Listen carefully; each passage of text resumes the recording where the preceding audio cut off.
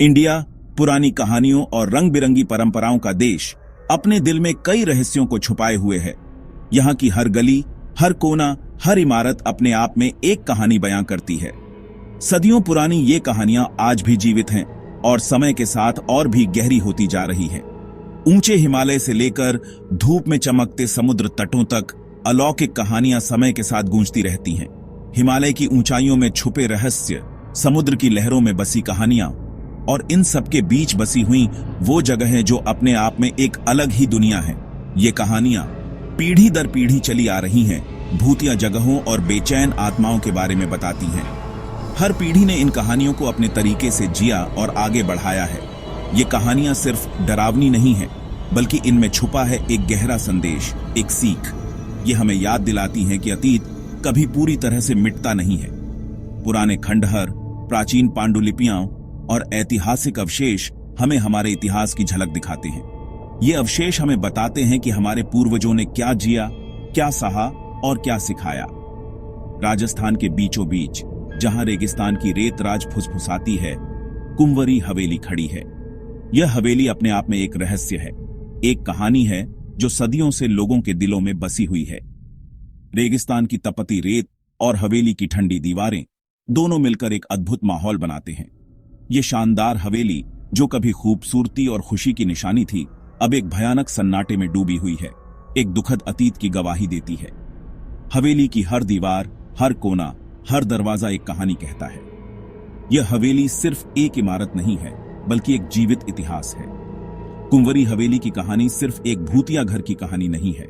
यह एक ऐसी कहानी है जो प्यार, विश्वासघात और मानवीय भावना की अटूट शक्ति को दर्शाती है। ये कहानी हमें बताती है कि कैसे प्यार और विश्वासघात ने इस हवेली को बदल दिया।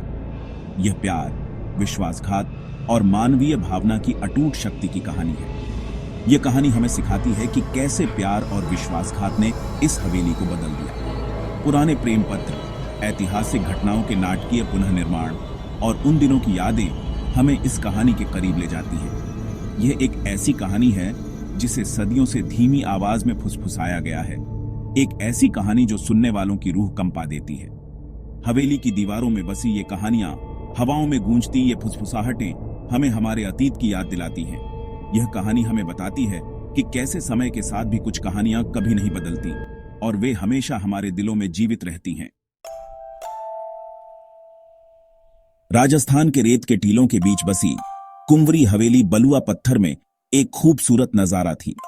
यह हवेली न केवल अपनी भव्यता के लिए जानी जाती थी, बल्कि इसके निर्माण में इस्तेमाल की गई वास्तुकला और कला के लिए भी प्रसिद्ध थी। हवेली की हर दीवार, हर कोना एक कहानी बयां करता था। इसकी बारीक नक्काशी, नाजुक जालियां और विशाल आंगन बीते जमाने की कहानियां सुनाते थे। हवेली की नक्काशी में उस समय की कला और संस्कृति की झलक मिलती थी। जालियों के पीछे से आती रोशनी हवेली को एक अद्भुत चमक देती थी। यह हवेली कई पीढ़ियों के राजाओं और रानियों का घर रही थी। हर पीढ़ी ने इस हवेली में अपने जीवन के अनमोल पल बिताए थे। यह हवेली उनके जीवन का एक महत्वपूर्ण हिस्सा थी, जहां उन्होंने अपने सपनों को साकार किया। इसकी दीवारों ने भव्य समारोह और प्यार और हंसी के अंतरंग पल देखे थे। हर कोने में एक नई कहानी छिपी थी, जो उन दिनों की याद दिलाती थी जब यहां रौनक और खुशियों का माहौल होता था। राज्य के शासक राजा जयसिंह ने अपनी प्यारी रानी के लिए हवेली बनवाई थी। राजा जयसिंह का अपनी रानी के प्रति प्रेम और सम्मान इस हवेली के हर पत्थर में झलकता था। यह हवेली उनके अटूट प्रेम का प्रतीक थी। यह उनके प्यार का प्रतीक था, उनकी सुंदरता और अनुग्रह का प्रमाण था। हवेली की हर ईंट में उनके प्रेम की कहानी छिपी थी, जो आज भी लोगों को प्रेरित करती है। अपनी दयालुता और कोमल स्वभाव के लिए जानी जाने वाली रानी ने हवेली को संगीत, हंसी और चमेली की मीठी खुशबू से भर दिया था। रानी का स्वभाव इतना मधुर था कि हवेली में हर कोई उनसे प्रभावित था। उनकी उपस्थिति ने हवेली को और भी खास बना दिया था, लेकिन लगता है कि किस्मत को कुछ और ही मंजूर था। हवेली की कहानी में एक ऐसा मोड़ आया जिसने सब कुछ बदल दिया। यह हवेली, जो कभी खुशियों और प्रेम का प्रतीक थी, अब एक नई कहानी बयां करती है, जो समय के साथ बदल गई। राजा की खुशी उस समय चकनाचूर हो गई जब एक पड़ोसी राज्य ने ईर्ष्या और लालच से प्रेरित होकर युद्ध की घोषणा कर दी। यह एक ऐसा समय था जब शांति और समृद्धि ने राज्य को आच्छादित कर रखा था और राजा जयसिंह अपने लोगों के साथ खुशहाल जीवन जी रहे थे। लेकिन इस अचानक हमले ने सब कुछ बदल दिया। एक बहादुर और साहसी शासक राजा जयसिंह ने अपनी सेना का नेतृत्व युद्ध में किया। उन्होंने अपने सैनिकों को प्रेरित किया, उन्हें साहस और दृढ़ता का पाठ पढ़ाया। युद्ध के मैदान में उनकी उपस्थिति ने दुश्मनों के दिलों में डर और अपने सैनिकों के दिलों में उम्मीद भर दी। वह बहादुरी से लड़े, लेकिन त्रासदी हुई। युद्ध के दौरान राजा जय सिंह ने अपने कई प्रिय मित्रों और वफादार सैनिकों को खो दिया। हर तरफ खून और आंसू थे और युद्ध का मैदान एक भयानक दृश्य में बदल गया था। उन्हें उनके ही भाई ने धोखा दिया, जो सत्ता के वादों से लालच में आ गया था। यह विश्वासघात न केवल व्यक्तिगत था, बल्कि राज्य के लिए भी एक बड़ा झटका था। भाई के इस कृत्य ने जय सिंह के दिल को तोड़ दिया और राज्य को कमजोर कर दिया। हारे हुए और टूटे हुए दिल से राजा जय सिंह अपनी हवेली लौट आए, जहां उन्हें एक और त्रासदी का इंतजार था। उनकी वापसी पर उन्होंने देखा कि उनका सुंदर महल अब खंडहर में बदल चुका था। हर कोने में उदासी और निराशा का माहौल था। उनकी प्यारी रानी उनके खोने के दर्द और विश्वासघात को सहन करने में असमर्थ अपनी जान ले ली। रानी का यह कदम राजा के लिए एक और बड़ा आघात था। वह अपनी प्यारी पत्नी के बिना जीवन की कल्पना भी नहीं कर सकते थे और अब वह अकेलेपन और दुख में डूब गए थे। दुख और क्रोध से भस्म होकर राजा एक शक्तिशाली काले जादूगर के पास गया। उन्होंने अपने दिल में जल रहे बदले की आग को बुझाने के लिए जादूगर से मदद मांगी। जादूगर के पास जाने का यह निर्णय उनके जीवन का सबसे महत्वपूर्ण मोड़ साबित हुआ। उसने जादूगर से हवेली को श्राप देने, अपने दुश्मनों की आत्माओं को उसकी दीवारों में कैद करने की विनती की।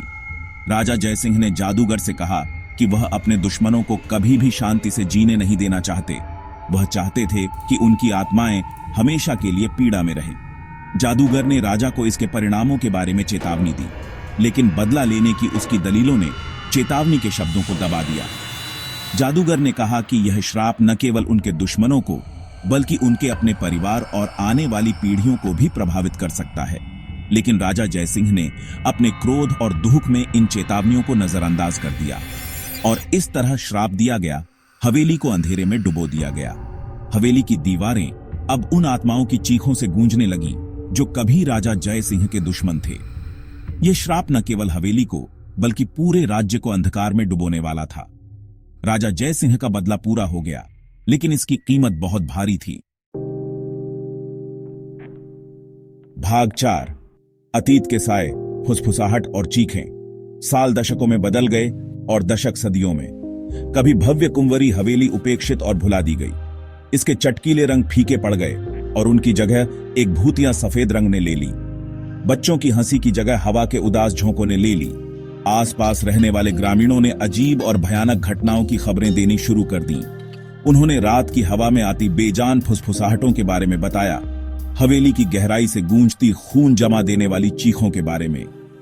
कुछ लोगों ने खाली खिड़कियों में टिमटिमाती रोशनी देखने का दावा किया, जैसे कि कोई या कुछ अंदर फंसा हुआ था, भागने की कोशिश कर रहा था। भाग 5। एक गांव बंधक, डर की जकड़न। डर एक जहरीले सांप की तरह ग्रामीणों के दिलों में रेंगता रहा। उन्होंने हवेली से परहेज किया, दिन में भी उसके पास जाने से इनकार कर दिया। हवेली के पास का कभी चहल पहल वाला बाजार सुनसान पड़ा था। उसकी दुकानें खाली थीं, उसकी खुशनुमा बातचीत खामोश थी। माता पिता ने अपने बच्चों को शापित हवेली के बारे में चेतावनी दी, उन्हें बहुत पास जाने से मना किया। हवेली डर का प्रतीक बन गई थी, उनके रोजमर्रा के जीवन की सतह के नीचे छिपे अंधेरे की एक निरंतर याद दिलाती थी। भाग 6। अरविंद, साहस का दिल। एक दिन अरविंद नाम का एक युवक गांव में आया। उसने भूतिया हवेली के किस्से सुने थे और किंवदंतियों के पीछे की सच्चाई का पता लगाने की ठान ली थी। अरविंद ग्रामीणों के विपरीत अज्ञात से नहीं डरता था। उसका मानना था कि हर रहस्य का हल होता है, हर श्राप को तोड़ने की एक चाबी होती है। उसने प्राचीन ग्रंथों का अध्ययन करते हुए भूले हुए अनुष्ठानों और भौतिक और आध्यात्मिक दुनिया के बीच नाजुक संतुलन के बारे में सीखते हुए वर्षों बिताए थे। अपने ज्ञान और साहस से भरे दिल से लैस अरविंद ने उस अंधेरे का सामना करने का फैसला किया जिसने गांव को इतने लंबे समय तक बंदी बना रखा था। अब सब कुछ पहले की तरह शांत हो गया। छोड़ दिया था और फिर से सभी अपनी जिंदगी की ओर आगे चल चुके हैं।